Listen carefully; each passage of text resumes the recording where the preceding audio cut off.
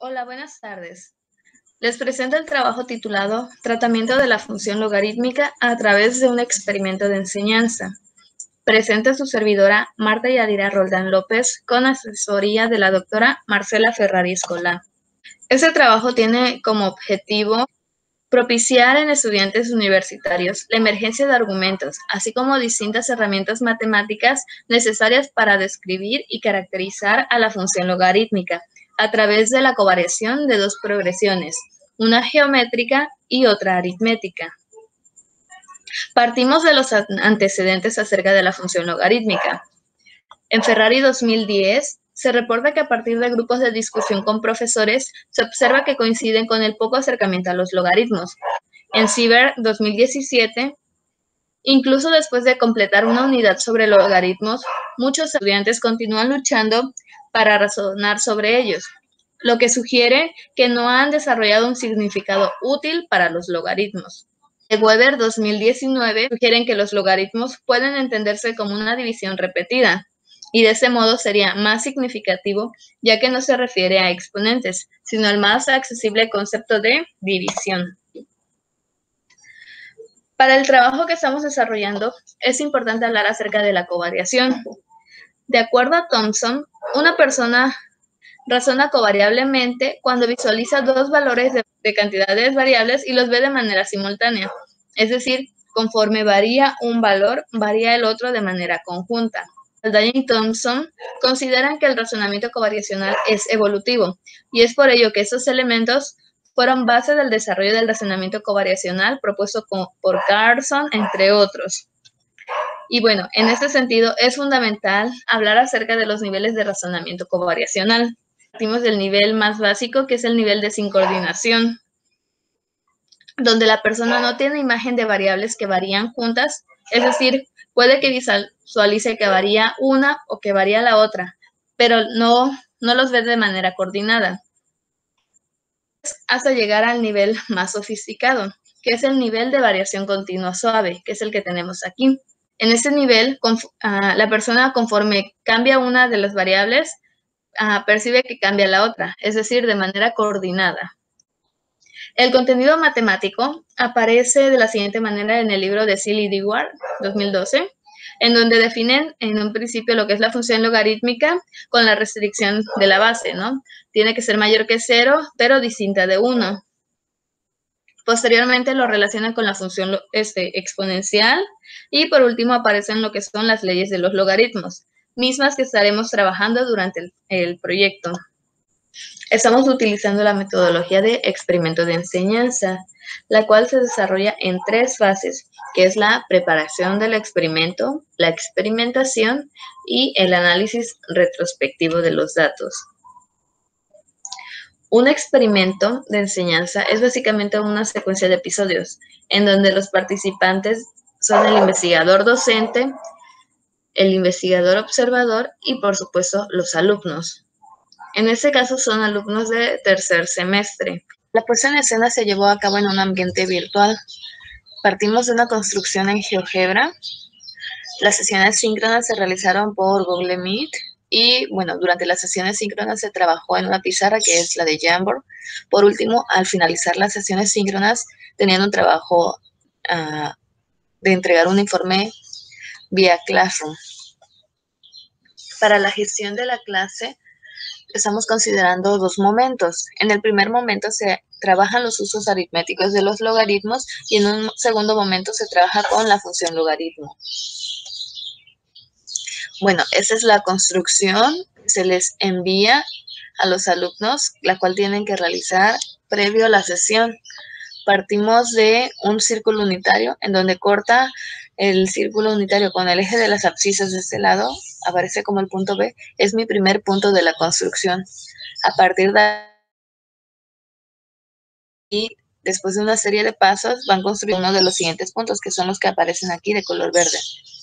Esta construcción está reportada en Ferrari, Bonilla y Trejo, 2017. Aquí aparece en el Classroom tal como se muestra lo que es la construcción de puntos en el PDF, como se les envió a los alumnos para que lo pudieran realizar, la construcción de los puntos en GeoGebra mediante un video tutorial para que no existiera ninguna duda de qué era lo que tenían que realizar. Y el informe. En ese informe únicamente partíamos de la primera pregunta que aparece en el diseño, la cual es esta. Tenían que rellenar la tabla a partir de los datos que obtuvieron. En cuanto a la construcción de GeoGebra, únicamente se les pedía construir al menos 3 puntos. Y bueno, para que así posteriormente ellos pudieran idear una estrategia aritmética para localizar las coordenadas de los siguientes puntos. Es decir, en este lado tenemos por las abscisas una progresión geométrica y en las ordenadas una progresión aritmética.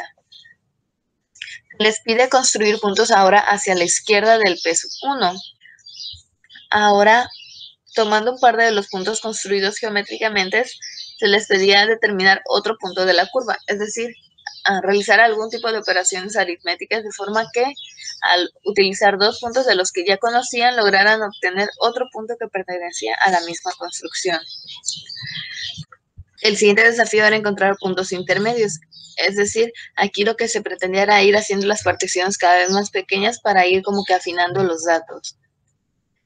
Posteriormente se les pedía deslizar el punto C sobre la circunferencia y los poníamos a todos en sincronía. Entonces estamos trabajando con ese mismo punto, que es el P2 en la coordenada de 2.25,2, para que así todos tuvieran prácticamente los mismos datos en esta tabla. Y ahora sí, de acuerdo a esto, se les preguntaba esto. ¿Cuáles de esos puntos es posible obtener de acuerdo a mis datos? Y bueno, aquí a los alumnos es posible que obtengan estos puntos, pero lo que se pretende es que determinen el por qué este -2 y este 0 no corresponden a alguno de los puntos de la construcción. Eso debido a que, si nos damos cuenta, tenemos aquí un 0 y un -2. Y como están en la entrada que corresponde a mis abscisas, bueno, me rompe con la progresión geométrica, ¿no? Se pregunta si reconocen a qué curva corresponden los puntos y qué ocurre con los puntos al deslizar el punto C sobre la circunferencia. ¿Siguen perteneciendo a esta misma curva? Bueno, si recuerdan, les mencioné que al deslizar el punto C, lo que ocurre es que todos los puntos se desplazan, pero lo hacen de modo que, sí, todos pertenecen a la función logarítmica, pero lo que ocurre es que va cambiando de base. Por lo tanto, aquí en esa última pregunta, al preguntar qué dato es fundamental para reconocer a qué curva pertenecen los puntos construidos, pues justamente es eso, ¿no? Identificar cuál es la base de la función. Aquí les muestro algunos de los resultados de manera general. Como bien les mencioné, esa investigación apenas está en curso, es algo que apenas se trabajó recientemente y bueno, todavía no están los datos tan precisos y completos como debería de ser, ¿no? En cuanto a la metodología que estamos trabajando, que necesitaremos realizar el análisis de los datos, ya sea, por ejemplo, con la transcripción de los audios, pero por ahora, en cuestiones generales, podemos decir que los alumnos reconocen ambas progresiones, una geométrica en las abscisas y una aritmética en las ordenadas. En este ejemplo aparecen dos tablas con distintos datos, es decir, en ambas estamos trabajando con la función logarítmica, pero son distintas bases. ¿Okay? Identificaron los alumnos algunas reglas que funcionaban para operar entre cada par de puntos. Es decir, cuando pedía yo que utilizaran un par de puntos de los ya conocidos, por ejemplo, el P3 y P2, con estos 2 puntos tendrían ellos que ubicar algún otro punto que perteneciera a la función. Esto al realizar algunas operaciones aritméticas. Así que lo que están trabajando en esta parte es justamente con lo que son las leyes de los logaritmos. Aquí lo que explica el alumno es que en cuanto a las tienen que obtener la diferencia 3 menos 2 resulta 1. Para las abscisas es el valor de la ordenada del P sub 3 entre el valor de la ordenada del P sub 2. Y con eso obtienen este valor. Es decir, el hecho de dividir en cuanto a los valores de mi progresión geométrica, de manera directa estamos restando en la progresión aritmética.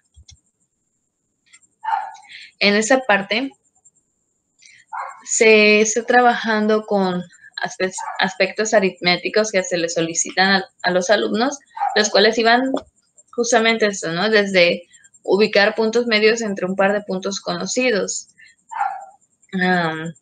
Como ya les comentaba anteriormente, eso me permite hacer las particiones más pequeñas y poder ir ubicando más puntos que pertenecen a la misma construcción. Y bueno, aquí lo que podemos observar es que los alumnos descartaron aquellos puntos en los que no pertenecen a la construcción. Y eso, bueno, ellos estaban trabajando con lo que es, relacionaron la parte del dato que corresponde a las abscisas como una función exponencial.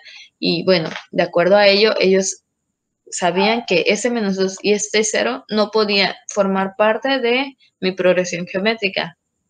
Porque, bueno, es imposible, ¿no?, tener estas dos cantidades, y además rompería justamente con el valor constante que estamos multiplicando, ¿no?, en esa parte. Por lo tanto, en cuanto a las conclusiones, tengo que los resultados de la experimentación realizada están en proceso, pero de manera general los alumnos logran determinar ambas progresiones. Identifican las reglas que funcionan para operar entre cada par de puntos, pero sin identificar que la razón por la que es posible operar entre ellos se debe justamente a las leyes de los logaritmos, tal como se los mencioné anteriormente. Reconocen el crecimiento exponencial de las abscisas, así como el crecimiento lineal de las ordenadas. Incluso vinculan esas operaciones entre los puntos aislados, pero no logran abstraer que se trata de la función logarítmica, al menos en las dos primeras sesiones. Aquí les muestro mis referencias y les agradezco su atención.